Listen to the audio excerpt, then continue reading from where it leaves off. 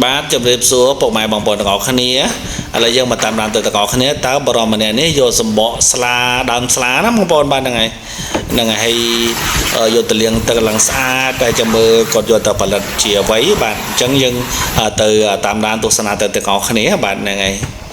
ឥឡូវគាត់លាងទឹកស្អាតបានហើយបាទគាត់យកទៅចងបាច់យកទៅទុកហាលឲ្យស្ងួតអីចឹងទៅបាទ